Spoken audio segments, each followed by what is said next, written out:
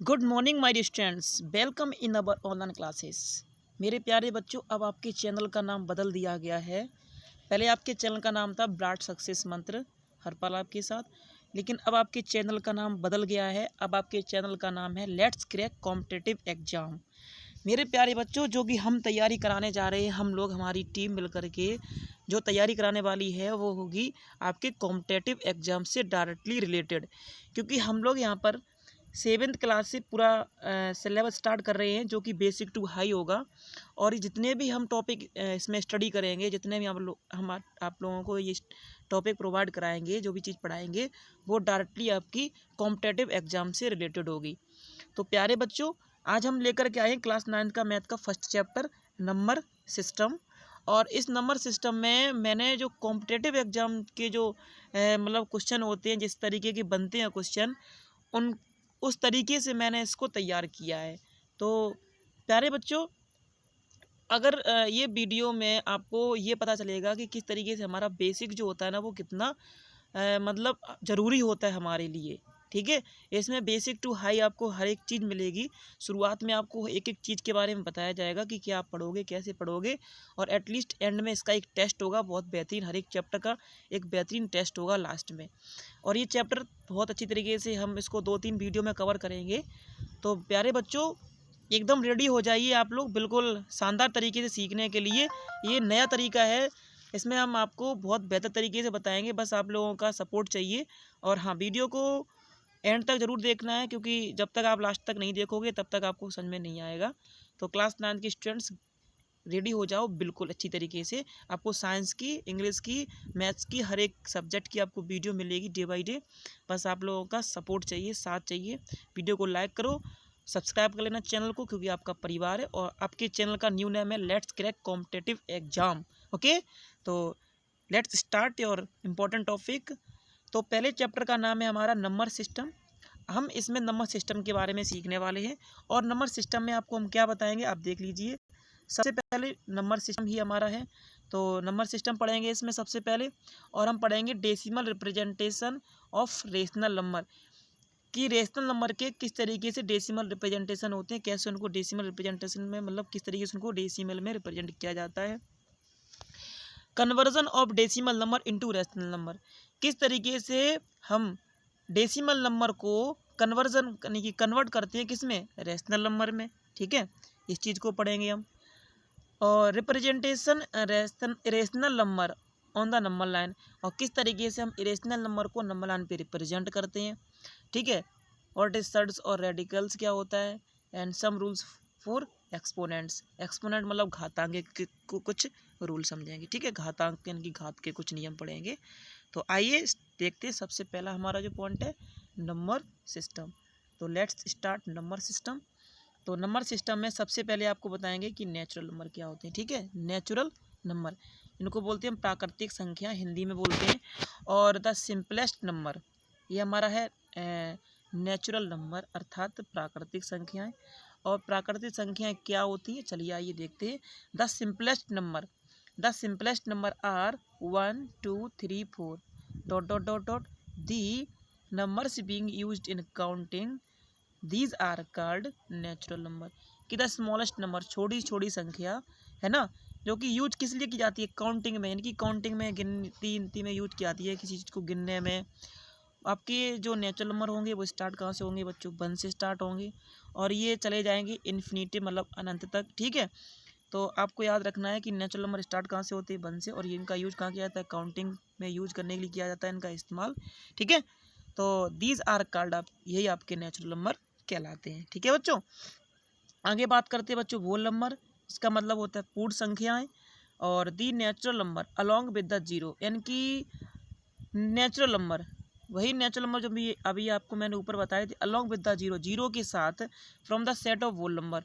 अगर उसके साथ जीरो लग जाए, किसी नेचुरल नंबर के साथ अगर आपको जीरो भी ऐड कर दिया अगर आपने, तो वही आपके क्या कहलाते हैं, होल नंबर कहलाते हैं, जिनको डब्लू से रिप्रेजेंट करते हैं। और इस तरीके का सेट बनता है, यानी कि जीरो आपका सबसे छोटा होल नंबर हो जाएगा। ठीक है, अगर आपको पूछा जाए स्मॉलेस्ट होल नंबर क्या होगा, तो आपका जीरो होगा, और स्मॉलेस्ट नेचुरल नंबर क्या होगा, तो आपका 1 होगा। अब बात ये आती है, क्या सभी होल नंबर नेचुरल होते हैं, तो आपका आंसर क्या आएगा, नो सर, सभी होल नंबर नेचुरल नहीं होते, लेकिन सभी नेचुरल नंबर होल होते हैं। ठीक है, तो जितने भी नेचुरल नंबर होंगे वो बच्चों क्या होंगे आपके होल, लेकिन सभी होल नंबर आपके नेचुरल नहीं होंगे। ओके, तो इस चीज़ को आप बिल्कुल माइंड सेट कर लीजिए, आप नोटबुक पे नोट कर सकते हो, आप इसको समझ सकते हो।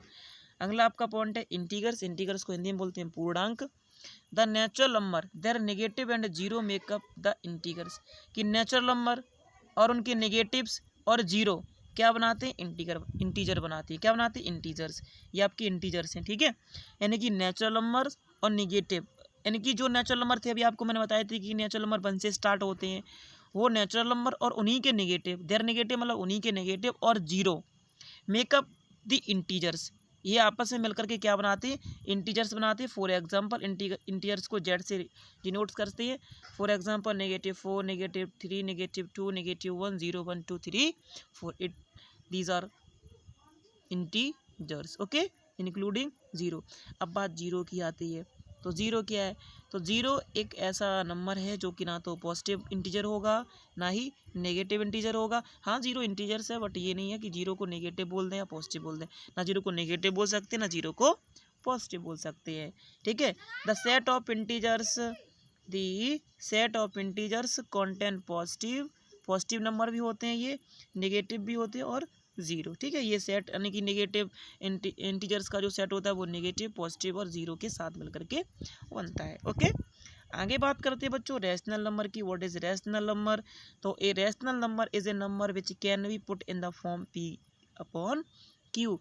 रैशनल नंबर वो नंबर होता है जिसको हम कैन भी मतलब पुट कर सकते हैं किस फॉर्म में, पी अपॉन क्यू की फॉर्म में, जहाँ पी और क्यू आपके इंटीजर्स होंगे और यहाँ पे क्यू का मान क्या नहीं होना चाहिए बच्चों, जीरो नहीं होना चाहिए। यानी कि अगर क्यू का मान जीरो हो जाएगा तो वो आपका रैशनल नंबर नहीं कहलाएगा। रैशनल नंबर को कहते हैं परिमेय संख्या। A rational number is other A terminating, ये टर्मिनेटिंग हो सकता है, नॉन टर्मिनेटिंग होगा, लेकिन नॉन टर्मिनेटिंग तभी माना जाएगा जब वो रिक्योरिंग हो। रिक्योरिंग का मतलब रिपीटिंग हो रही हो, किसी डिजिट की रिपीटिंग हो रही हो। ठीक है, जैसे कि अभी आपको बताया टर्मिनेटिंग का मतलब ये हो गया कि अगर मान लीजिए आपको 2 मैंने 5 दिया और आपने 2/5 में यानी कि 5 का डिवाइड आप 2 में दोगे, जाएगा नहीं तो पॉइंट लगा दोगे, तो ये लगभग 4 बार में लगभग क्या ये 4 बार डिवाइड हो जाएगा। तो ये तो टर्मिनेटिंग फॉर्म हो गई। अब नॉन टर्मिनेटिंग फॉर्म का मतलब होता है जैसे 2 का डिवाइड, ऐसे आपने डिवाइड दिया की संख्या में 2 बार तो पूरा पूरा चला गया, लेकिन फिर एंड में 4 आके फिर 7 7 7 7 7 आने लगे, इस तरीके से डिजिट आने लगे, इसे कहते हैं रिपीटिंग। यही रिपीटिंग आपका होता है, यानी कि इसको कहेंगे नॉन टर्मिनेटिंग। तो है ये टर्मिनेट का मतलब ये कट नहीं रहा है पूरा पूरा, तो ये नॉन टर्मिनेटिंग हो जाता है। लेकिन नॉन टर्मिनेटिंग हो गया, लेकिन ये रिपीट भी हो रहा है। क्या हो रहा है, रिपीट हो रहा है। अगर ये रिपीट हो रहा है तो ये आपका रैशनल नंबर कहलाएगा। अगर ये रिपीट ना हो रहा होता तो ये रैशनल नंबर नहीं कहलाता। ठीक है बच्चों, ये रैशनल रिपीट क्या हो रहा था इसमें, 7 रिपीट हो रहा ना, बार बार 7 7 7 आ रहे हैं, तो इसी को कहते हैं रिपीटिंग टर्म्स। ठीक है, ओके, दैट्स ऑल। नेक्स्ट आपका है कि ए रैशनल नंबर में भी पॉजिटिव, रैशनल नंबर जो है वो पॉजिटिव भी हो सकते हैं, नेगेटिव भी हो सकती है और जीरो भी हो सकता है। जीरो कैसे होगा, जैसे ये आपको मैंने जीरो दिया, ये आपका रैशनल नंबर होता है। ठीक है, आपसे पूछा जाएगा क्या जीरो रैशनल नंबर है, तो कहोगे आप yes zero is a rational number. Okay, अभी आप आगे चलेंगे तो नेक्स्ट आप चीज़ समझें। तो डियर स्टूडेंट्स, अब आपका आ रहा है कॉम्प्लेक्स नंबर। कॉम्प्लेक्स नंबर किसे कहते हैं बच्चों, तो complex number are imaginary number. Complex number होते हैं हमारे इमेजिनरी नंबर, यानी कि काल्पनिक संख्याएं ऑफ द फॉर्म a+ib। जो आपके कॉम्प्लेक्स नंबर होते हैं वो a+ib की फॉर्म में होते हैं। वेर a एंड b तो आपके रियल नंबर है, रियल नंबर का मतलब वास्तविक संख्याएं है, a और b तो आपकी वास्तविक संख्याएं, एंड i = होता है -√1। -√1 यही आपका होता है इमेजिनरी नंबर, यानी कि नेगेटिव का जो -1 है रूट के अंदर, यही आपका यानी कि -1 यही आपका होता है इमेजिनरी नंबर। तो आप याद रखोगे इमेजिनरी नंबर। और अब रियल नंबर और इमेजिनरी नंबर आपस में जब मिलते हैं तो बनता है बच्चों कॉम्प्लेक्स नंबर। ओके, अब बात करते हैं फैक्टर यानी कि गुणनखंड। ठीक है, तो a number is a factor of another, एक नंबर जो कि फैक्टर है किसी अन्य का, if the former exactly divides the latter without leaving a remainder, remainder में क्या आना चाहिए, 0 आना चाहिए। 3 and 5 और फैक्टर ऑफ 12 and 25। देखो आपको लैंग्वेज समझ में ना आया हो तो मैं आपको एक सिंपल तरीके से बताता हूँ कि कैसे आप फैक्टर को समझ पाओगे, जस्टिफाई कर पाओगे। तो बच्चों फैक्टर बहुत आसान होते हैं, जैसे कि 12 है। अब 12 एक ऐसा नंबर है कि आपका ये किससे कटेगा, 1 से कट जाएगा, 2 से भी कट जाएगा, 3 से भी कट जाएगा, 4 से भी कट जाएगा, 6 से भी कट जाएगा और 12 से भी कट जाएगा। अब इस 12 के ये 1 2 3 4 और 6 और 12 ये आपके फैक्टर हैं, किसके, 12 के। तो कहने का मतलब ये फैक्टर वो संख्या होती है कि आप जिस नंबर का फैक्टर निकाल रहे हो वो नंबर उससे पूरा पूरा डिवाइड होना चाहिए। जैसे कि 3 है, 3 बोला गया कि 12 का फैक्टर है, बिल्कुल 3 12 का फैक्टर है। क्यों, क्योंकि 3 का टेबल पढ़ोगे तो 12 आपका डिवाइड हो जाएगा। जैसे 5 से 25 डिवाइड हो जाएंगे तो 5 आपका 25 का फैक्टर हो जाएगा। ठीक है बच्चों, तो ये तो हो गए फैक्टर। बात करते हैं मल्टीपल्स की। मल्टीपल्स के बारे में पहले इसकी डेफिनेशन समझ लेते हैं कि एक multiples is a number which is exactly divisible by another. कि मल्टीपल्स वो नंबर है जो कि एग्जैक्टली मतलब पूर्ण रूप से डिवाइड हो जाएगा किसी अन्य नंबर से। जैसे कि 36 है, अब 36 के मल्टीपल्स जैसे कि 2 3 4 9 12, ये 36 के मल्टीपल्स कहने का मतलब 2 का डिवाइड तो 36 में चला जाएगा, 3 का 2 चला जाएगा, 4 का 2 चला जाएगा, 9 का 2 चला जाएगा और 12 का 2 चला जाएगा। हाँ 36 है ना, ये मल्टीपल है। 36 मल्टीपल है किसका, इन नंबर का, 2 का, 3 का, 4 का, 9 का, 12 का, इनका ये मल्टीपल्स है। और अगर बात करूँ, देखो अगर मैं ऊपर भी बात ले लेता हूँ, दोनों को ले लेता हूँ एक साथ। अब मैं फैक्टर को लेता हूँ और मल्टीपल को लेता हूँ। जैसे उसने ये कहा कि 36 है ना, वो 2 का, 3 का, 6 का मल्टीपल है। तो ये 36 के ये कौन है, ये हैं इनके फैक्टर्स। क्या है, फैक्टर्स। जैसे कि ये 12 है ना, 12 3 का मल्टीपल है, लेकिन 3 12 का क्या है, तो 3 12 का फैक्टर है, लेकिन 12 3 का मल्टीपल है। इसे कहते हैं मल्टीपल और फैक्टर। अब बात करते हैं इवन नंबर की। इवन नंबर वो संख्या जो 2 के टेबल में आती हो, यानी कि 2 से डिविजिबल होती हो, वो आपके क्या होते हैं, इवन नंबर होते हैं। एग्जाम्पल में 2 4 6 8 10 12 14 ये आपके इवन नंबर होते हैं। यानी कि 2 का मल्टीपल होना चाहिए, वो आपका इवन नंबर होगा। और ओड नंबर वो होते हैं, आप तो छोटी क्लास में ही पढ़ा होगा, ओड नंबर वो नंबर होते हैं जिसमें 2 का मल्टीपल ना आ रहा हो। ठीक है, यानी कि वो 2 से मल्टीपल ना हो रही हो।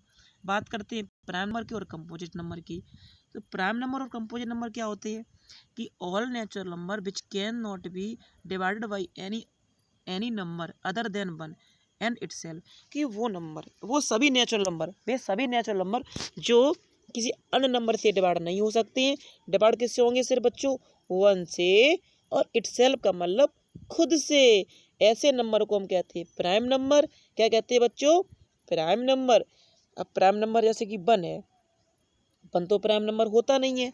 ठीक है, 1 को प्राइम नंबर में ऐड नहीं किया गया, 1 आपका प्राइम नंबर नहीं होता है। अब नंबर के एग्जाम्पल क्या होंगे तो देखिए बच्चों, 2 हो गया, 3 हो गया, 5 हो गया, 7 हो गया, ये सभी के सभी नंबर्स आपके प्राइम नंबर है। कैसे, क्योंकि 2 जो है ना बच्चों, वो सिर्फ 1 से और 2 से ही कटेगा, इसलिए 2 हमारा प्राइम नंबर है। यानी कि प्राइम नंबर के सिर्फ 2 फैक्टर होते हैं। कितने फैक्टर होते हैं बच्चों, 2, 1 एंड इटसेल्फ। ठीक है, ध्यान रखना बच्चों। अब आर प्राइम नंबर्स, ये तो प्राइम नंबर्स हो गए। Numbers which are not prime, जो नंबर प्राइम नहीं होते हैं वो कौन होते हैं, कंपोजिट होते हैं।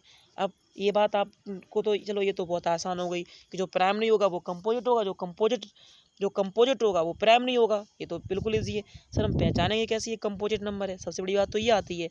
चलिए इसको भी पहचानने तरीके बताते हैं। जैसे 4 है हमारा, अब 4 को आप अगर डिवाइड दोगे तो 1 से भी चला जाएगा, 2 से भी चला जाएगा और ये 4 से भी चला जाएगा।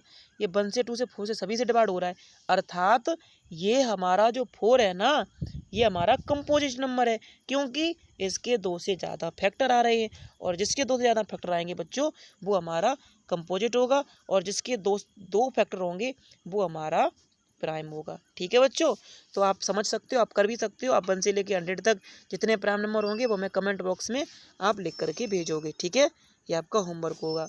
आगे बात करते हैं एब्सोल्यूट वैल्यू की। इसको मैं बहुत सादा आसान शब्दों में बताऊंगा कि वो ये एब्सोल्यूट वैल्यू क्या होती है ऑफ ए रियल नंबर, किसी रियल नंबर की एब्सोल्यूट वैल्यू क्या होती है। तो यदि इफ़ ए रियल नंबर, यदि एक रियल नंबर मॉडुलस है इज रिटेन, इस तरीके से अगर वो लिखा हुआ है कि मॉडुलस है, जैसे ये आपका मॉडुलस होता है, ये मॉडुलस यानी कि ये आपका मॉडुलस है ना, इज ऑलवेज पॉजिटिव और जीरो, ये इज ऑलवेज हमेशा या तो पॉजिटिव होगा या जीरो होगा। ये अब ए का मान जब बाहर निकालोगे इसको, या तो ये पॉजिटिव निकलेगा या फिर क्या निकलेगा, जीरो निकलेगा। It means positive value of a whether is a positive और नेगेटिव। ठीक है, अब ए की वैल्यू पॉजिटिव भी हो सकती है, इसका मतलब जो ए है उसकी वैल्यू पॉजिटिव भी हो सकती है और नेगेटिव भी हो सकती है, यानी कि ए आपका मॉडुलस है, इसमें ए बंद है। अब ए का मान या तो नेगेटिव 1 भी हो सकता है या प्लस का 1 भी हो सकता है, यानी कि ए का मान पॉजिटिव भी हो सकता है, ए का मान नेगेटिव भी हो सकता है। ठीक है, जैसे ये आपका 3 मॉडुलस है, तो बाहर निकालोगे तो कितना रह जाएगा 3, ये आपकी 3 एब्सोल्यूट वैल्यू हो गई, जीरो की तो जीरो ही रहेगी, ए की ए है ना, ए बराबर जीरो। कहने का मतलब ए बराबर जीरो कैसे हुआ, क्योंकि यहाँ पे जो ए का मान है ना वो जीरो था, और अगर ए का मान जीरो होगा तो उसका मॉडुलस करोगे तो वो भी आपका जीरो ही निकलेगा, यानी कि एब्सोल्यूट वैल्यू क्या निकलेगी, जीरो निकलेगी। ठीक है, इस तरीके से तो ए का मान जीरो हो सकता है, ए का मान जीरो से बड़ा भी हो सकता है और ए का मान जीरो के बराबर भी हो सकता है। जैसे नेगेटिव का 3 है, अंदर और बाहर निकालोगे तो 3 रह जाएगा। ठीक है, ये इस फॉर्म में भी हो सकता है। और जैसे कि ये ए मॉडुलस है, ए का मान नेगेटिव, इतना सब समझने की जरूरत नहीं है, बस इसमें समझाया गया है कि आपको सही से समझ में आ जाए, आप अच्छी तरह समझ लो, मोटी मोटी बात समझ लो। अब ये ए का मान नेगेटिव का भी हो सकता है, प्लस का भी हो सकता है, और ए का मान जीरो भी हो सकता है, बस इतनी बात समझ लो, ए का मान कुछ भी हो सकता है।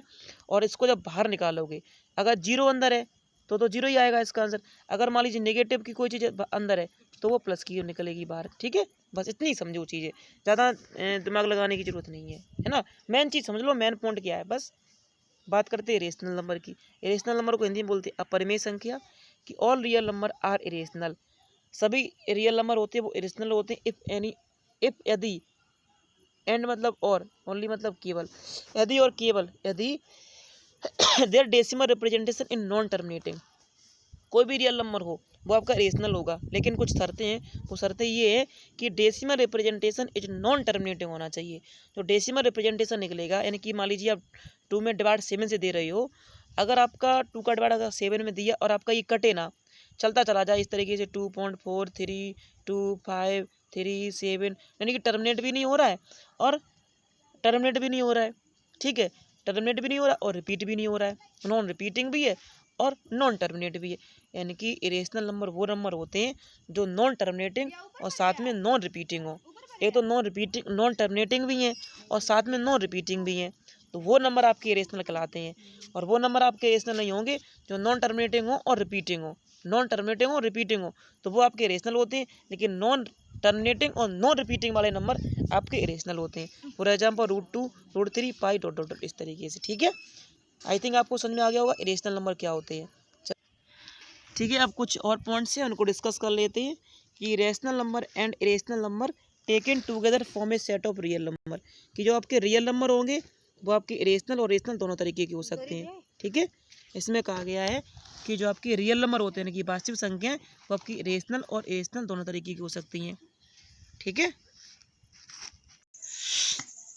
तो डियर स्टूडेंट, जैसा कि मैंने आपको बताया कि जितने भी रियल नंबर होते हैं वो आपके रेशनल और रेशनल दोनों तरीके के होते हैं। ठीक है, आगे बात करते हैं if a and b are 2 real number, मान लीजिए ए और बी आपके 2 रियल नंबर हैं, है ना, देन एदर ए आपका बड़ा हो सकता है बी से, सॉरी हाँ, ए आपका बड़ा हो सकता है बी से, यानी कि 2 रियल नंबर है आपके ए और बी, इसमें आपका ए बड़ा हो सकता है बी से, अथवा ए बराबर हो सकता है बी के भी, या फिर बी बड़ा हो सकता है ए से। इसमें रियल नंबर में कोई भी बड़ा हो सकता है। ठीक है, 2 अगर रियल नंबर दिए जाएं तो कोई भी बड़ा हो सकता है। तो छोटी सी बात है, आपको समझ में आ गई होगी।